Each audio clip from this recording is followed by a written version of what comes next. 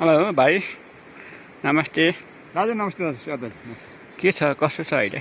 दाजु एकदमै ठिक छ दाजु।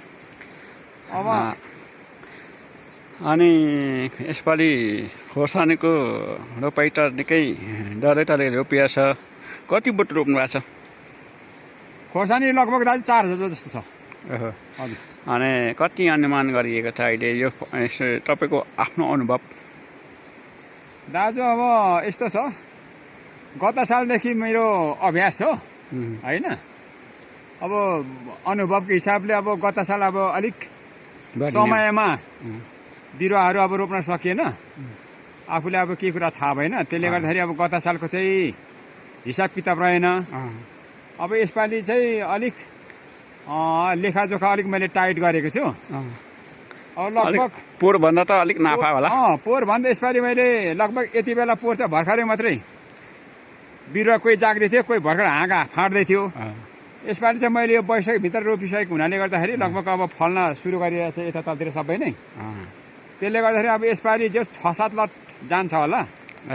अब यसपालि चाहिँ उकास्छ होला, राम्रै उकास्छ होला भनेपछि यो तपाईँलाई यो खोर्सानी रोप्ने जुन खालको एउटा सोच बिटा चाहिँ कसरी आयो, कोबाट प्रेरणा हुनुभयो, कसरी रोप्नु एउटा? अब यो विषयमा चाहिँ के छ भनेदेखि अब हजुरलाई पनि अब जग जाहेर छ, गाउँको एउटा सानो ग्रासरुट लेभलको जनप्रतिनिधि। अब अहिले जुनसुकै पनि नेतालाई भाषण गर्नु खाँचो भएन के। अब मञ्च पाएपछि जसले नि मिठो मिठो भाषण गरिदिने, व्यवहारमा चाहिँ अब त्यो जिरो देख्यो क्या। त्यसले गर्दाखेरि अहिले अब के त भन्दाखेरि अब हामीले बोलेर मात्र हुँदैन, अब चाहिँ काम गरेर देखाउनु पर्छ होइन। धेरैको गुनासो के आयो भनेदेखि बोल्ने मात्रै अब फलानाले काम नगर्ने भने धेरैको अब गुनासोहरू कुराहरू सुन्यो। त्यसले गर्दाखेरि अब चाहिँ आफूले बोलेर भन्दा व्यवहारमा गरेर देखाउनु पर्छ। र अब गरेर केही अब गर्न सक्यो भनेदेखि त्यो कुराले चाहिँ अब छरछिमेकी अब ले पनि सिकोस्, आफूभन्दा मुनिको अब भाइ बहिनीले पनि सिकोस् होइन, व्यावसायिक बनोस् भन्ने हिसाबले मैले चाहिँ खास यो गत सालदेखि सुरु गरेँ। अब प्याज पनि धेरै लगाएको थिएँ पोहोर, 6-700 केजी अब प्याज पोहोर कुहेर गयो। बजार व्यवस्थापन पनि राम्रो भएन। त्यसले गर्दाखेरि अब यसपालि चाहिँ मैले गत सालदेखिको सुरु गरेको, यसपालि चाहिँ अलिक बढी लग। अब अर्को साल अझ बेसी लाउने सोच गरिरहेको छु। लास्टिक त ल अब खेती गर्न सुरु गर्नुभयो, बजार व्यवस्थापन हुन्छ हुँदैन भन्ने चिन्ता गर्ने होइन। किनभने अब त सुक्खा खोर्सानी पनि काठमाडौँ पनि ठेक्न सकिन्छ। धेरै मैले देखेँ, त्यहाँ ठुल्ठुलो होटलहरू लिँदो रहेछ। त्यो अब कुनै चिन्ता, तर के छ भने अलिक बिचौलिएको समस्या छ। अब यो बिचौलियाहरूलाई चाहिँ कस्तो खालको सन्देश दिनुहुन्छ, के भन्नुहुन्छ उहाँलाई? यस्तो दाजु, बिचौलियाको विषयमा चाहिँ के हो भनेदेखि मैले अघि पनि भने नि, मुख्य गरी अब सरकारमै भर पर्ने कुरा हो। सरकार कस्तो बन्छ र सरकारले कस्तो काम गर्छ भन्ने हो होइन। मेरो चाहिँ मुख्य सरकारको भूमिका के चाहिँ हुनुपर्छ भन्ने, अब 3 तहको सरकार छ, 3वटा तहलाई। अब म चाहिँ अब स्थानीय सरकारको एउटा सानो अब गाउँ सभा सदस्य भएको हुनाले गर्दाखेरि जहिले पनि म गाउँ कार्यपालिकामा के भन्छु भनेदेखि मूलतः जनताको सबैभन्दा नजिकको सरकार स्थानीय सरकार, घाँस बाँस कपाससँग जोडेको नजिकको सरकार स्थानीय सरकार। यो सरकारले नै सिफारिस गर्ने होला भन्छु कि। सरकारको मुख्यतः शिक्षा, स्वास्थ्य र कृषि। अब कृषिलाई जबसम्म सरकारले व्यवस्थापन गर्दैन,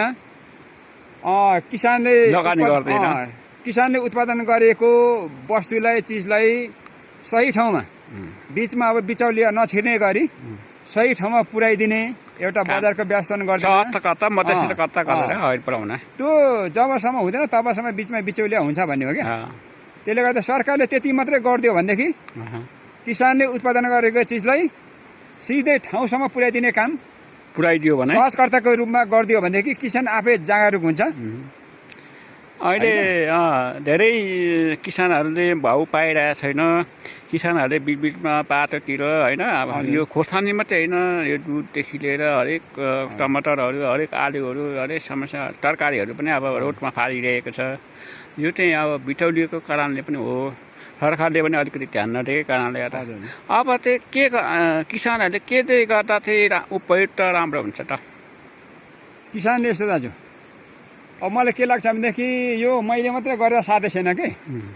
हामीले यसलाई चाहिँ अब पकेटको रूपमा, ब्लकको रूपमा र यसलाई चाहिँ जोनको रूपमा प्रयोग गर्न सक्नु पर्यो हामीले।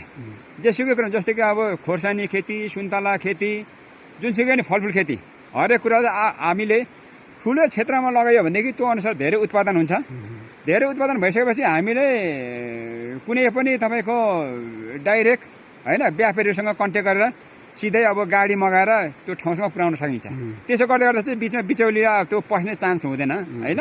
अब थोर बहुत हुँदै गर्दाखेरि चाहिँ त्यही हो अब बिचौलिया घुस्छ होइन। तर बिचौलिया अब जस्तै कि मैले यहाँनिर 100, 150, 200 रुपियाँ केजीले यहाँनिर पाउनु ठुलो कुरा हो। तर अब बिचौलीले चाहिँ यहाँबाट अब यहाँ आइदियो भने उसले चाहिँ 100 मा मागिदिन्छ।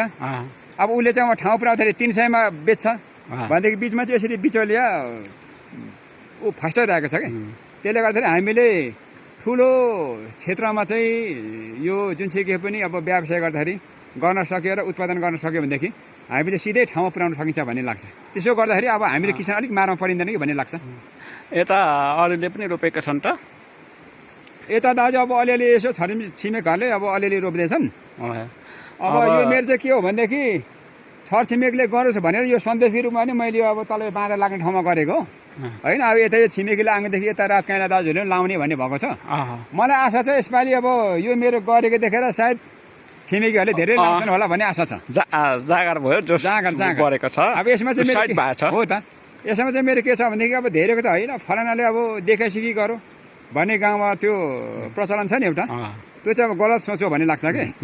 हामीले सबैले मिलेर चाहिँ यसरी लगाइयो भनेदेखि होइन लगाइयो भनेदेखि उत्पादन धेरै हुन्छ। उत्पादन धेरै भएपछि हामीलाई बजार खोज्न सजिलो पर्छ कि। यहाँ सुन्तलाको बिरुवा सँगसँगै अरू केही रोप्नु भएको छ? मैले दाजु अब यहाँ हल्का फुल्का एभोकाडो छ होइन भनेदेखि मेरो ठ्याक्कै त हजुरले अब कुरा उठाउनु भयो। मेरो मुख्य लक्ष्य भनेको चाहिँ यो सुन्तला हो। यो खोर्सानीलाई चाहिँ नगदे बालीको रूपमा लिइरहेको छु। मुख्य मेरो अब लक्षित चाहिँ सुन्तला हो। सुन्तला मैले यहाँ लगभग 200 झाँगे जस्तो लगाएको छु। अब यो खोर्सानी रोप्दाखेरि यसलाई पनि बहुवर्षे बनाउनु ठिक होइन रहेछ, 1 वर्ष। अब यो खोर्सानी अहिले लगाएको छु, यसलाई पछि अब पुसमाघमा उखाली पठाउने। उखाली पठाएपछि यसलाई मजाले यो डराउने, फेरि जोत्ने, मलजल गर्ने होइन, फेरि अर्कोचोटि रोप्ने। त्यसो गर्दाखेरि चाहिँ सुन्तलालाई खन्जत पनि पुग्छ, मजल पनि पुग्छ र सुन्तलाको बिरुवा मैले फस्टाउने देखेँ क्या। त्यसले गर्दाखेरि मुख्य मेरो लक्ष्य चाहिँ सुन्तलाको लागि दाजु यो खोर्सानी चाहिँ मैले लगाइरहेको अवस्था छ। गुड, किनभने सुन्तला पनि फस्टिने भयो, खोर्सानी पनि फस्टिने भयो। एउटा गोलीले दुईवटा शिकार टरा भन्नुभयो, के मर्ने भयो र दोहोरो फाइदा भयो।